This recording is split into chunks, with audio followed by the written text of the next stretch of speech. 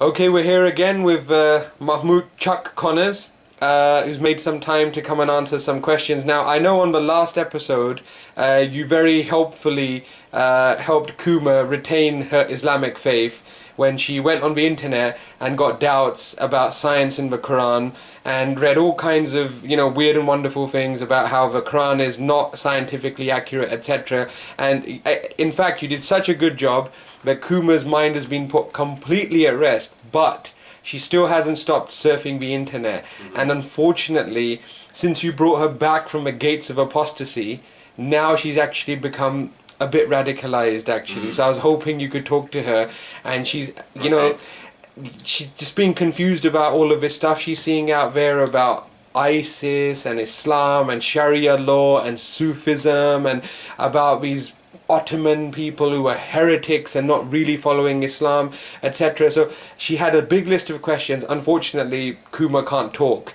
so she communicates in other ways. So I've got the questions here. So first of all, Chuck, what do you feel about ISIS or Islamic State being called Islamic State, and is that how Muslims and people in the Middle East refer to them? And why is the media always calling them Islamic State? How does that make you feel? This it just if you call something, let's say, if you call someone crazy, do they become crazy? Guess not. No. No, just the word, yeah. So if I call myself a genius, am I a genius now? Yeah, just saying something doesn't make it so. Yeah, so this is one thing. So another thing is, if I call myself genius and then go and do stupid things, such as something like silly, like I can't even, let's say, walk on the street properly. Okay. Or like Kuma did, going on extremist websites. I don't, like, I'm all over the place. Maybe like I'm like very lazy. I procure, all this sort of stuff, and I don't discover anything. I don't use my mental strength, my nothing. So how can you call this person genius?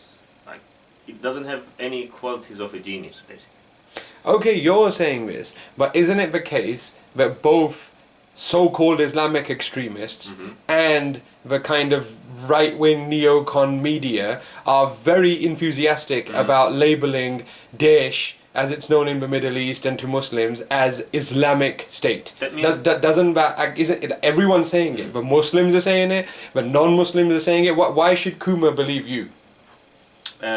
We say there are two things.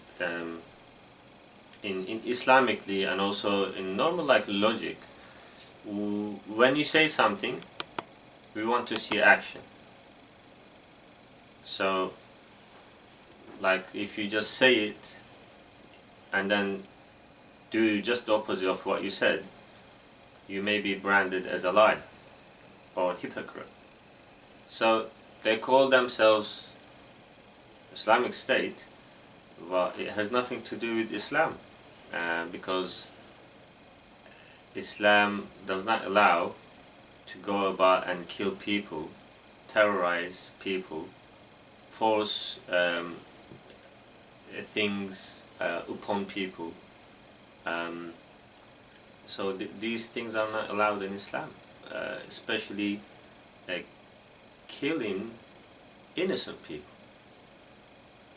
But what about people who say that actually that's the real Islam, and you guys, to be honest, people like ISIS or Daesh or whatever, they are following the Quran, and you know what, the Quran itself is a violent and bloody book, and I mean, they're just implementing what is in your own book.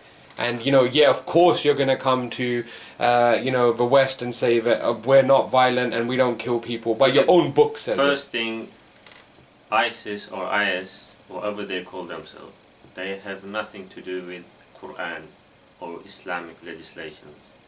Okay, so this is the first thing. And if a person calls himself or herself a Muslim and just acts like against Islam or Islamic principles, you may label that person as a Muslim, but actions are not in accordance with Islam. So we need to understand these two things are completely different. I may call myself Christian, and I may not even go to church. Or I never read the Bible. I may not even like believe in Jesus or God, this, that. I may just call myself, yeah, I'm Christian because I was born into the society. That's it. So same thing. But in Islam, two things matter. Like amanu wa amilu salihati. First, you will have firm belief, and then amilu salihat, you will have good deeds, good actions. So without good actions, the good deeds, your iman is not like kamil. What we say is it's not complete. So Islam is not like just one absolute thing here. It is a combination of lots of things. You have your duties towards your creator, duties towards the creation. So it is all combined, and there's a structure in Islam. So unfortunately here we cannot see these sort of structures in this like IS or ISIS state, whatever they call it. You're saying ISIS has nothing to do with traditional Islamic theology? No. So if I was to take one of these medieval barbaric Muslims that the media talks about and show them ISIS, they would be like, no, this has got nothing to do with us, this isn't Islamic. Yeah. Okay, and what about the Quran being used to justify actions like forced conversion?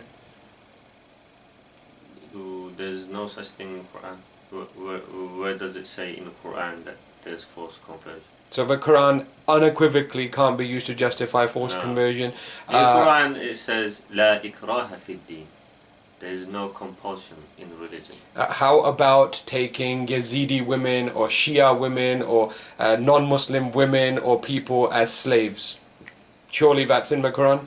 No, it's because I have to tell you, Kuma, despite being Muslim, is saying that like in Quran we have this, we have to have a abode of war with the non-Muslims and the abode of peace with the Muslims. Okay, surely you can't deny that. Okay, first of all, this organization, group, whatever it is, IS or ISIS, they have nothing to do with non-Muslims. They are only killing Muslims, and this is the first thing. And and they make up their own legislations and rules. So when they kill Christians, if this is not from Quran telling you to... No, Quran is telling just the opposite. Quran is saying, if you kill one human being, as if you killed the whole humanity. If you save one life, as if you saved the whole humanity. What, one Muslim life or one... Anyone, even a creature.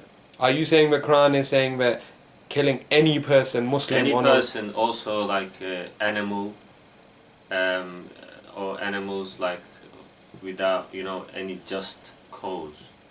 For example, let's give one example from Islamic history. So an Islamic state would be a state such as Ottoman state, which was an Islamic state. And for example, there was a Sultan, Suleiman the Magnificent. So he, in his garden, there was a pear tree, and it was swarmed by ants. And the Sultan saw this and then wanted to remove the ants, but he was scared. So he asked a scholar of that time, saying that, is it possible for me to remove the ants? Because the pear tree will be dead soon and they are harming the tree. The reason he asked a scholar is because we are responsible for our actions. Even if we kill an insect without just without a just cause, without any justification. And justification could be like it might be harming us, or that thing might be killing us, etc. So there, he asked this scholar, saying that, like, will I be responsible on the day of judgment because if I remove these ants because they are harming the tree? And the scholar said, if you kill the ants on the day of judgment, these ants will take their due right from you. And he could not even remove them, remove the ants. What he did, he put like some sort of like cordon to protect these ants, so no one can touch them, kind of thing. So the moral of this story is this comes from Islamic understanding. And even though the Sultan, you can like see him as a king, he can do anything, ruling 3 continents, cannot even touch ants. So this is Islamic understanding.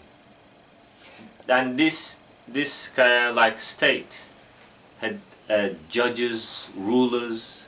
It was an like empire, they would call it. So I tried to tell Kuma this last night, and she said she knows that people like you are going to try and counterpose the Ottoman state or empire or nation against ISIS, but no, I'm not fact, comparing them. I'm saying, and like what I'm saying is a state which is an Islamic state, but like Ottomans, and I'm just giving one like a king or sultan from them who has Islamic understanding. So this person who is so meticulous about even like hurting ants cannot deliberately kill or massacre people, and whatever from like Western media or books, this, that, or from other sources, whatever I hear, I do not believe these stories because I know who that person is. And you mean about the Ottomans, you don't believe? yes, for example, for this particular sultan. But what Kuma said is that your Ottomans are not the real Muslims because they're a bunch of grave worshipping heretic scum Sufi bastards. I'm sorry, that's what she said. And it's in fact the movements such as Daesh and ISIS which are representing the real Islam, and the Ottomans weren't really proper Muslims, they were heretic grave worshippers. What do you say about that? Okay, so we need evidence, first of all. Well, they went to graves and they practiced Sufism, and we all know Sufism is grave worship. It's not part of Islam, and and on top of that, they were pervos. They had huge harems, and they were shagging for England or Turkey or whatever it was. That's what they said. That's what Kuma said. I'm just. Okay, first of all, we need to understand, the history of Ottoman state, which is over like 6 centuries they ruled, and also the dynamics. First of all, the palace was not a palace similar to the ones which are in Europe. The palace was did not only belong to the sultan. Sultan just had a small room, or like some sort of a place where he could sleep or do his studies, or and then there were other places in that palace where like the sultan would come together with today's equivalents like prime minister or a kind of MPs, this, that, so and then make decisions. And there were 2 universities inside the palace, for example, university for boys or university for girls. And the part of that university which is for girls is called haram, because Islamically you can males are not allowed to enter into haram. Like there's a distinction between who can enter certain places and who cannot. So because it is like female only university or school and or household, so that's why it is called haram, i.e. It's not allowed for... Hang on, you're saying that the harem is not a giant sex thing, but is actually a university educational institution. Yeah, and other things like the... So the other thing is the Sultan is already married. Or if the Sultan wants to get married, you know, from someone within the harem, then the Sultan's mother would go to harem and choose someone for the Sultan. And that's what happened in the case of Suleiman the Magnificent and his wife Roxanne, or Hurrem Sultan. Whereas like you can see some movies or soaps or even like some books just exaggerating things and romanticizing. But why should we believe you about Ottoman history? Like, you studied Islamic theology, but I mean, what's Ottoman language is lost, right? We have to read about this from the Orientalists, and they don't say what you're saying. I can like I studied also Ottoman language, which is actually well, that's a lost language, isn't it? It is removed for a reason from people at the moment in Turkey. Turkish Republic, so that they do not understand their history. Some sort of like connection is lost, and so hence their history is rewritten by other people, and then they also couldn't learn their history in the most correct way. Are you trying to say that this is something like the Soviet Union, where the republics of the Soviet Union lost their language, and now they lost, like for example Mongolia, which kind of wasn't in the Soviet Union necessarily, but they lost their script, and now they write in Cyrillic or whatever? Yes, so what happens is when powerful countries, when they invade, normally,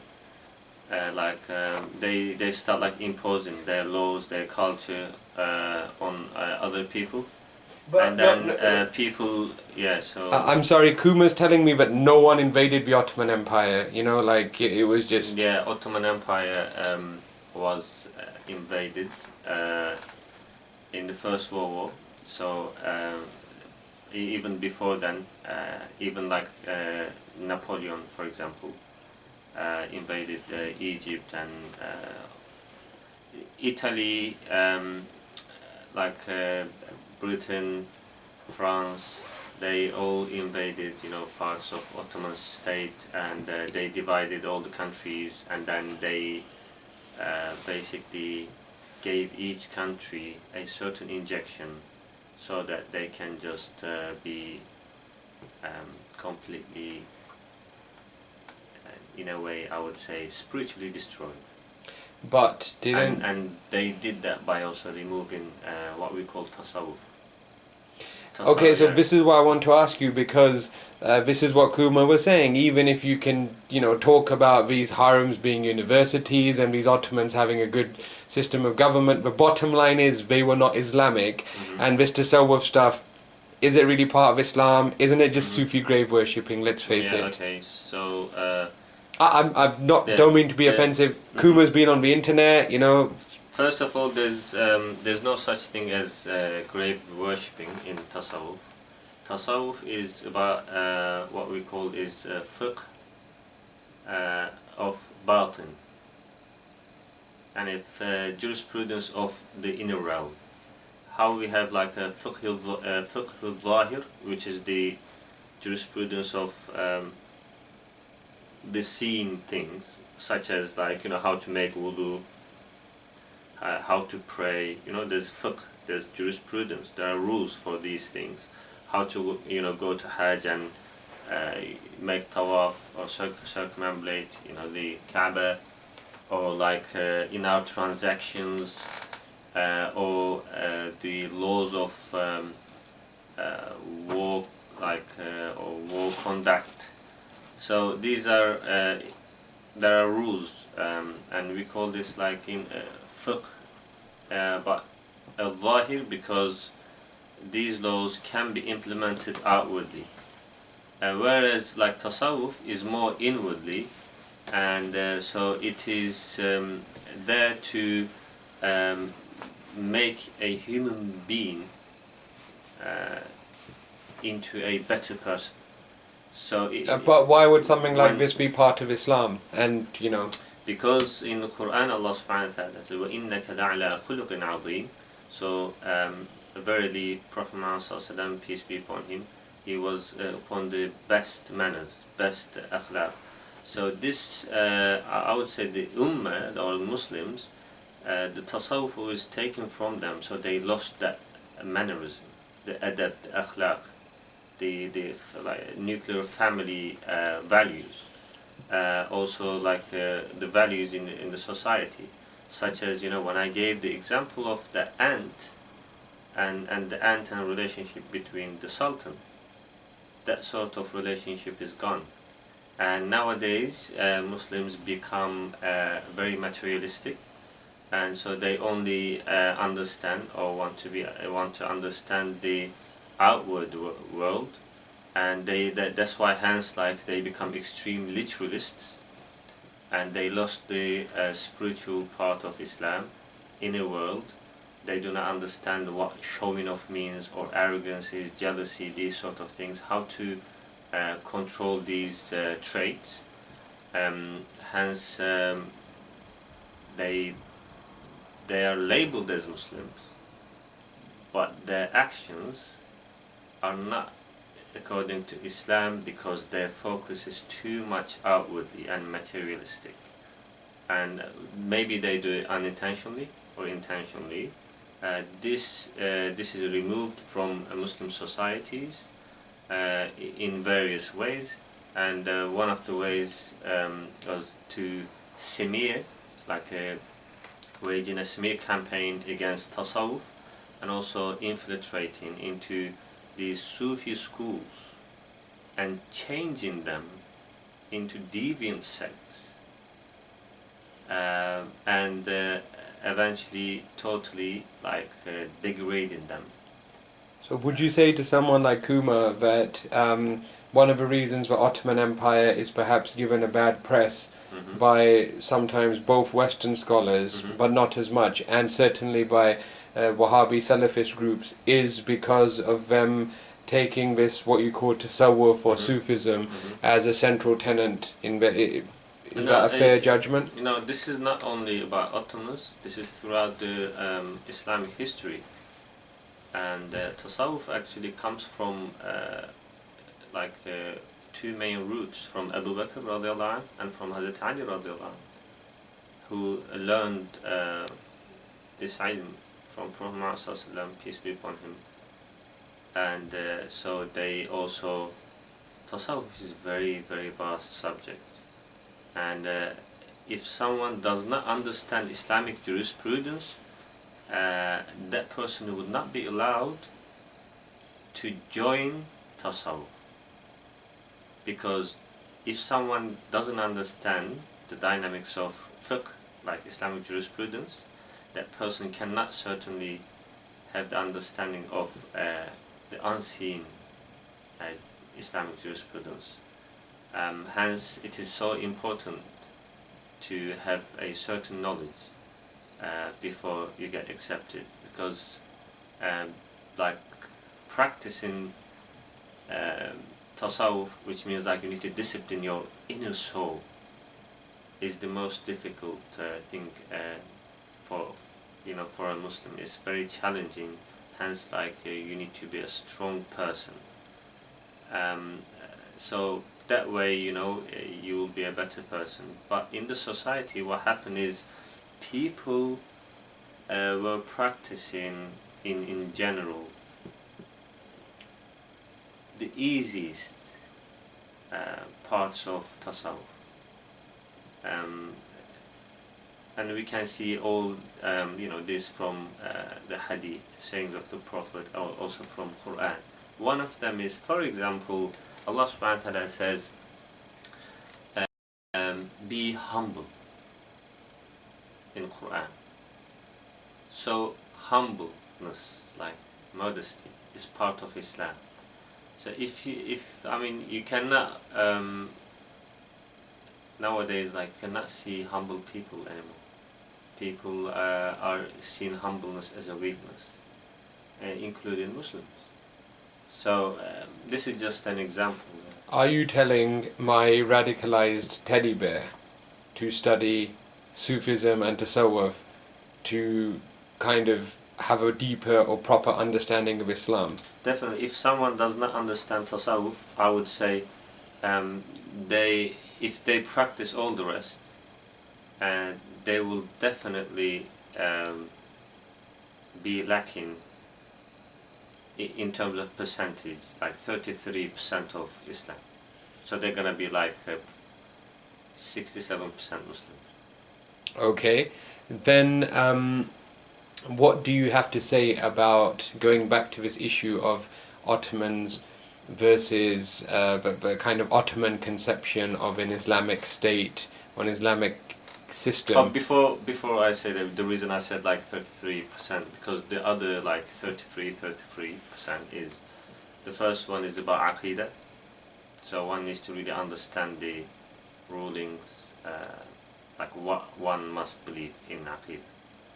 So such as like one has to believe in angels, the books, and Allah subhanahu wa ta'ala, and or what kind of God do we believe in? Like, does it have a form? Does it have, a structure? So these are like important. So this is kind of like constitute about like 33%.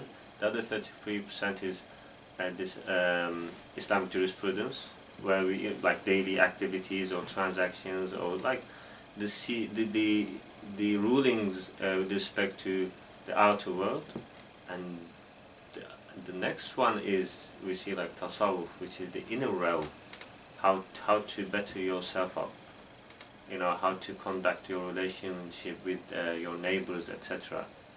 So and because when people dismiss Tasawwuf, what you are dismissing is good conduct. So people will not see compassion, love from you. Like, they will see like bad traits, because you are not trying to discipline your soul. Tasawwuf is about disciplining your soul, understanding deeply about Islamic jurisprudence of the seen realm. So such as, for example, why do we have wudu? Like, why do we make wudu? Like, why do we wash ourselves before we start praying? So in Tasawwuf, it tells you, for example, water is like light. And so if you do not have water, such as light, then what's going to happen is you will make tayammum. For example, tayammum is done with soil or clay. So that is the debasement. It means, like, if you don't have knowledge, if you don't have ilm, if you don't have light, then you will be debased to the earth. So every single action, like tayammum, salah, like wudu, they have certain meanings, and you do them all with contemplation, and this gives you another dimension of looking at things, inner peace, tranquility, and you understand your Creator much better. Hence you live your life peacefully. Hence, like Sultan Sulaiman the Magnificent, you cannot even hurt an ant, because you will have that sort of mannerism and etiquette. And this is actually taken away from this ummah, and it is being attacked from within, and unfortunately we are seeing the consequences. It has nothing to do with grave worshipping, this, that. This is exactly the same thing as if you are saying ISIS is like killing people, all Muslims are terrorists. I must say, having travelled in the Muslim world, I've never actually seen anyone worship a grave. You know, as in a object of worship. Okay, let's say I've that never there are some actually people seen they that. do worship. Let's say there are some people they do worship. Let's say. What's that supposed to mean? There are lots of books written about Tasawwuf, and in none of them you can see anything about actually like graves being worshipped or something like that. So this is again like straw man. You just show people an unknown target. Well, I wanted to ask you about this issue.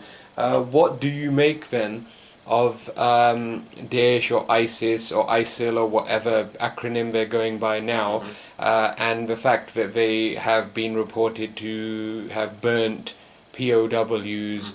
What does Islam say about the burning of Muslims or non-Muslims as a punishment? It is not allowed to burn human beings, let alone creatures like animals in Islamic. That's against Islamic jurisprudence. Well, you told us about this Ottoman Empire, 600 years, however long. Did they burn anyone?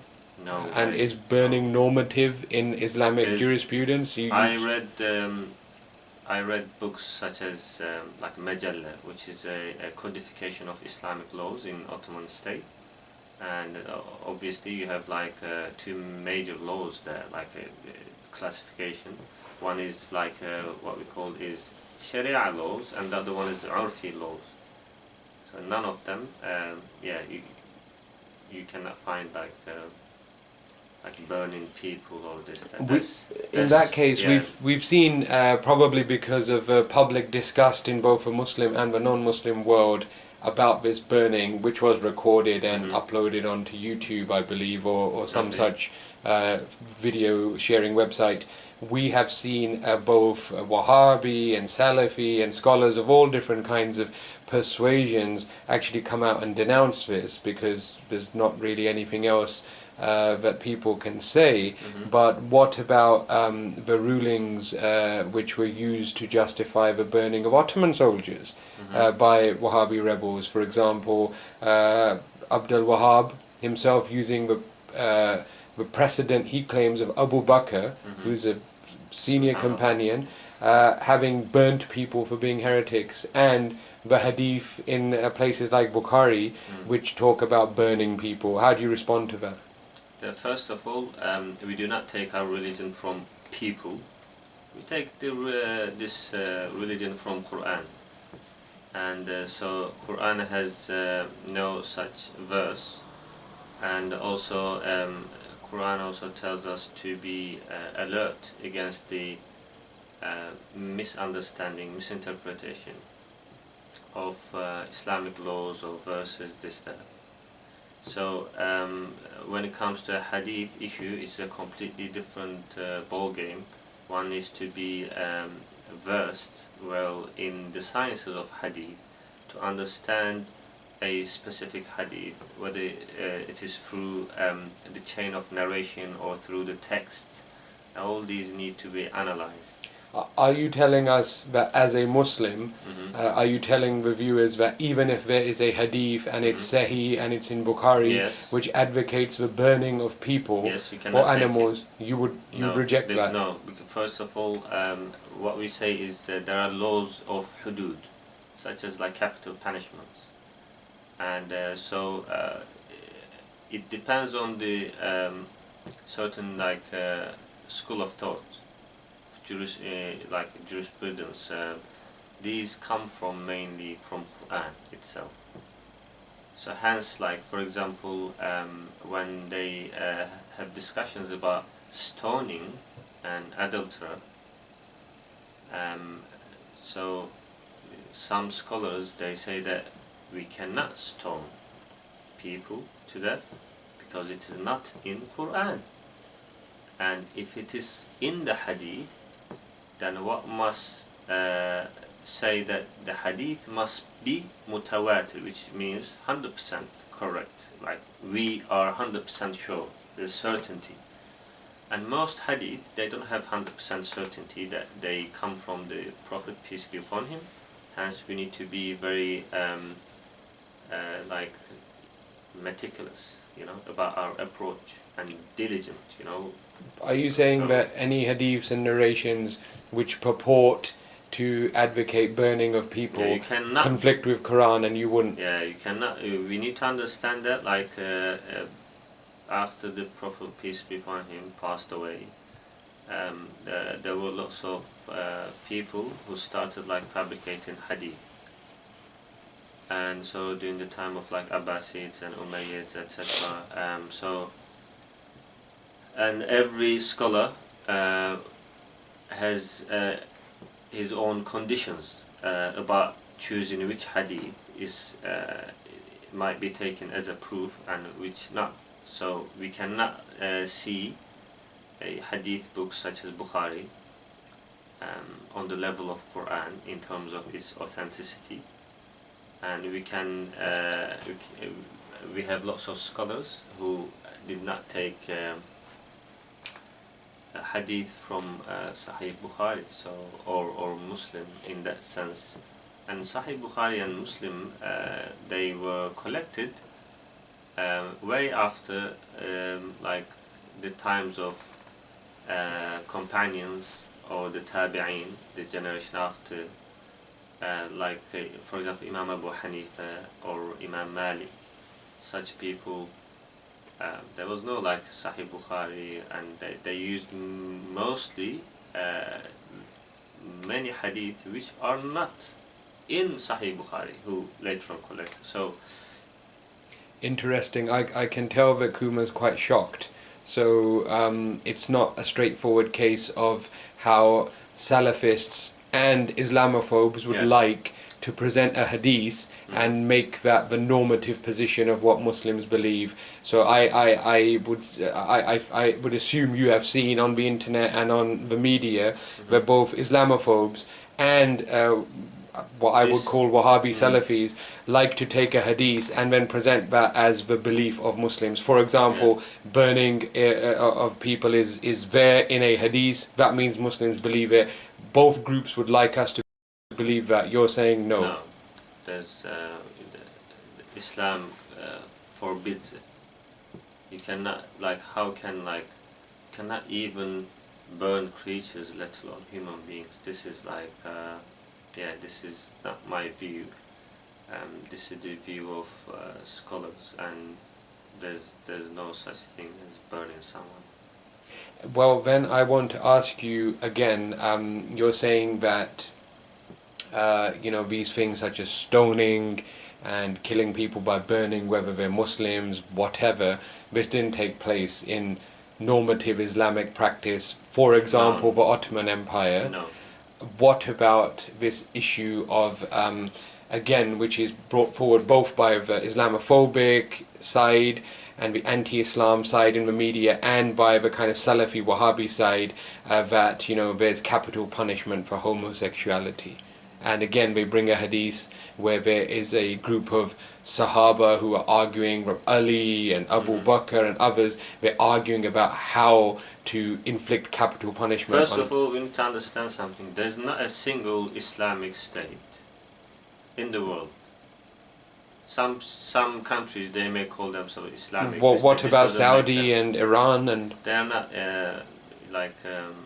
Islamic states or Sharia ruling countries. How are non-Muslim people to know? How should people like Kuma who've gone on the internet, how are they to know that Saudi, ISIS, Iran are not First Islamic of all, states? there's no such thing as king in Islam, or some king is the authority. Even for example, like the Ottomans, the Sultan did not have the sole power. So the Sultan could be easily toppled down by just one fatwa of Shaykh al-Islam, which is the top scholar. And the other thing is, for example, there were about, I think, 3 sultans. They left their throne. They left their throne just for the sake of Allah. So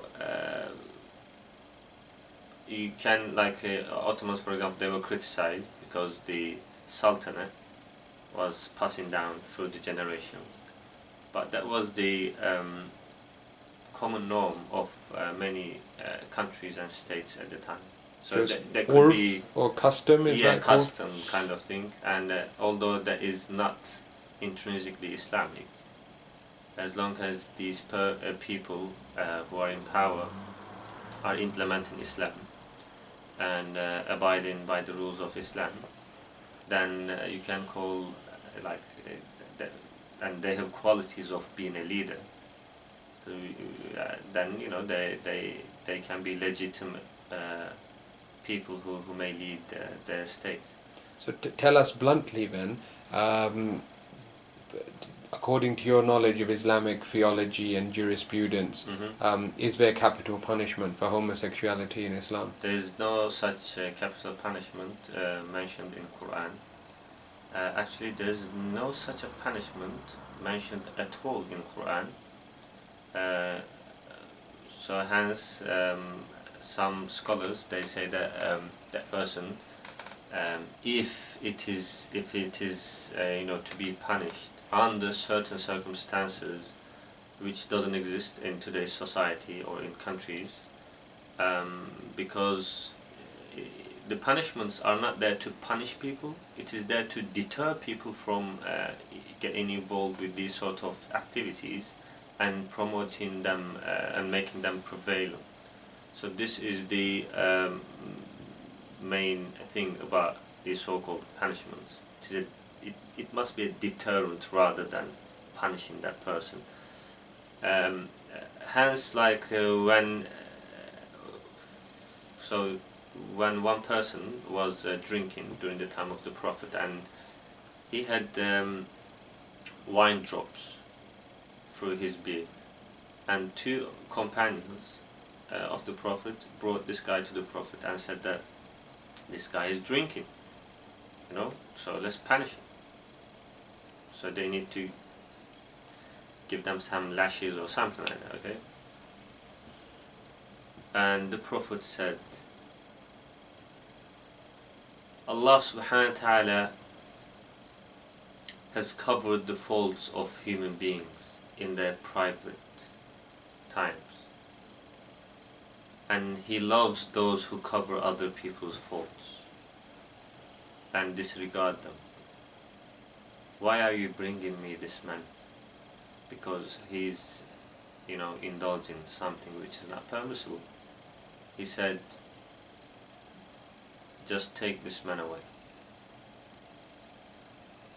So this shows actually that it is not up to us to just look at people and judge them and then just be quick about punishing them, etc. There are rules and regulations. We cannot be a judge, a jury, and a lawyer, all things. So we are trying to be this kind of person. And so the punishment for homosexuality is not in Quran, and so there's no a capital punishment such as decapitating or stoning, this, that. And what about this ISIS burning homosexuals business? Yes, same thing you said before. It has nothing to do with Islam whatsoever. There's no such verse in Quran. And also, I would like to say this: there has to be an Islamic state proper, not ones like ISIS, to take people to the court, and you have to have witnesses, and these witnesses, they have to observe and see every single movement that these people are doing. Also, the witnesses should have certain qualities, such as they have never ever lied in their lives, such as they will have good character, such as they never missed a prayer in Jama'ah. So when you look at But what would you say to people who just say, look, this is a kind of, you know, it's just a strategy to avoid saying what you really mean, is that if people like you, with your beliefs, were in charge, you would still be, you know, persecuting gays, but you would have like just, you know, high standards of evidence and blah blah. But end of the day, no, persecuting. Look, you still want to punish them. no, it's not about this. Look, as you said, it is not about like punishing people. You put them there as a deterrent, and the deterrents are not like burning people or, you know, tormenting people or killing people in certain sadistic ways, you know. So there are rules and regulations in Islam. Of course, there are crimes which deserve to be punishment, such as death, for example. You know, if you kill someone, and that someone is, you know, that someone may deserve a death under Islamic rule. But also, if the relatives of the person who's been killed have the right to forgive that person. So these are like really very. So according to you, because I know you're from a Hanafi background, that's kind of your scholarship, isn't it? What do you agree from your Hanafi perspective? Yeah. Because we know there's people in a Hanafi school, there's no like capital punishment for gays at all. No. So basically, are you telling me that if I was to go back and do a kind of honest search of this Ottoman language and these sources, I would not, in how long was it, did you say, 600 years? 600, over 600 years, yeah. I would not find them stoning a woman or a gay. There were, over 600 years, there was one incident of stoning. One incident, and the person, imagine this country is ruling over 3 continents, many people, and not all are Hanafi, I assume. Not all are Hanafi, but one incident over 600 years which is recorded as someone being stoned, and that person was immediately rebuked and taken off from his post. So one person was wrongly, just accident, so they weren't meant to have been stoned? Yeah. Okay, so you're saying in 600 years, one person was wrongly stoned by the Ottomans, and in about 1 year... by a judge in the Ottoman lands. So it wasn't official government penalty, Supreme Court type thing? It could be, I'm not sure, because that person is taken off his post. So he was sacked? Yeah, he was sacked immediately, and basically when you sack that person, also he goes through a court and, you know, that kind of thing. So you're saying in 600 years, one person, and in about 18 months of ISIS, we've had already dozens of people stoned and killed? One person is mistaken. No gays, there's no record of gays or homosexuals being punished in the way that these people imagine or think. And also, you cannot punish people if they do not promote that act openly. Are you talking about public lewdness now? Yes. Yeah, so basically, exactly. orgies. If they do it in their private, houses, that. Because the state has no right to get into their private. Isn't a lot of this legislation in Islam to do with this kind of medieval stuff where people, not about homosexuality or heterosexuality, but like wealthy people would basically, instead of watching pornography, they would have orgies where they would hire performers to have actual sex, and then that was basically an issue where scholars said you can't you can't do that, it's illegal. Obviously, yeah.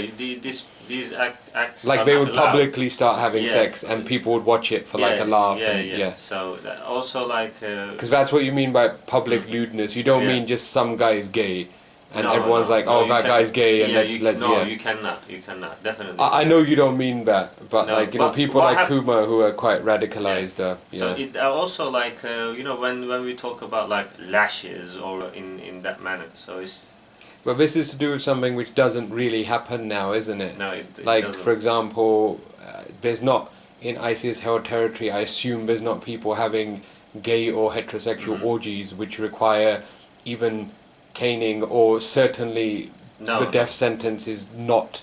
So why do you think that both Islamophobes and Salafis or Salafist type groups, certain persuasion, are so keen to believe that there is a death penalty for gays in Islam, when you have this, you claim these Ottomans as an example where it's not happening? Not only well, that, why? even for apostates.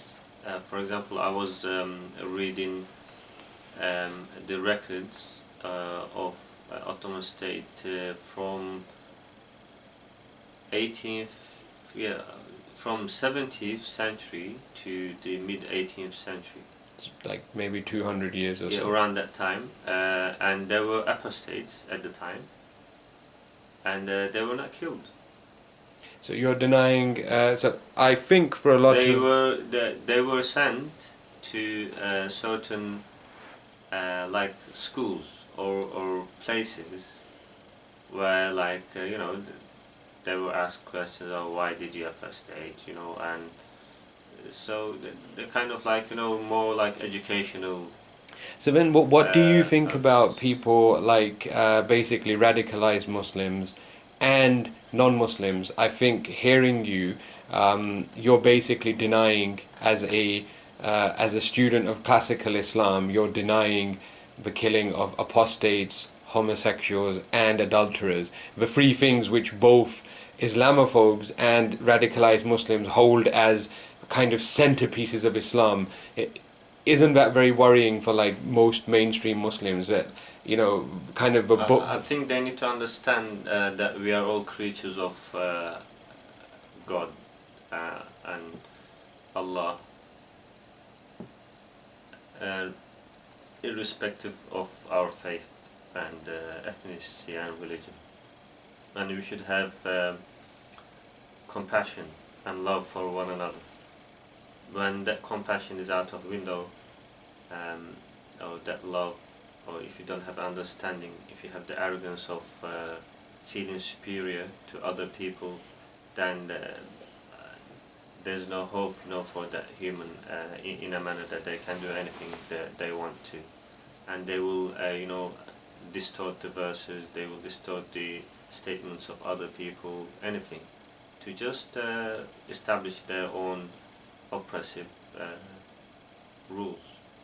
And so people, like Muslim people in the West, for example in Britain, over here, they should abide by the rules of this country, and if they are not happy about it, and so they can move into other countries where they feel happy about it. So in Islam, we, like during the time of Prophet Muhammad, like there were companions, they moved to Abyssinia, and then the ruler of Abyssinia, King Najash, he gave them the freedom of practicing their religion. And as long as you practice your religion, they were welcomed and they stayed there. And they were not allowed to go against the king, because they are in a way like guests, and then they are given certain freedom. So even like in fiqh books, if you are in a country, as long as they do not prevent you from your religious freedom, you should abide by the rules of that country. So you're saying even if it is a non-Muslim country. So people leaving the UK because they claim they can't practice their religion is not really no, coherent. Yeah, no. Yeah. There's also verse in Quran. So in Surah An-Nisa, it will not be an excuse not to migrate. So everyone has that freedom to migrate if you're not happy with the laws from this country to another country. So, and according to Islamic jurisprudence, we are told to obey by the rules of that country, even if it is not Islamic, unless there's a direct ruling or action towards our religious beliefs. And yeah. You mean like preventing religious freedom? Yeah, like preventing, like for example, reading Quran. Or they Or like banned Hinduism for example, or something, yeah. For example, in Soviet Union, so these things happened. Like people, their religious freedom was completely prevented. They couldn't read. Their names are changed. Same thing happened in Turkey. Like for example, sisters or females, they couldn't go to universities with their hijab, like with their scarves. So you should, if a country is giving you such freedom, then there's no problem. So you can live your Islam properly, and you have to also respect that country by giving you the accommodation, and also be good examples of your faith. Well, thanks again, and I'm sure that Kuma's going to have more questions if she goes on the net. I'm thinking maybe it's not a good idea what happened the past 2 times, but I'm suspecting it might happen again, so hopefully we'll get to ask you a few more issues in the future, but thanks a lot. Welcome. Thank you.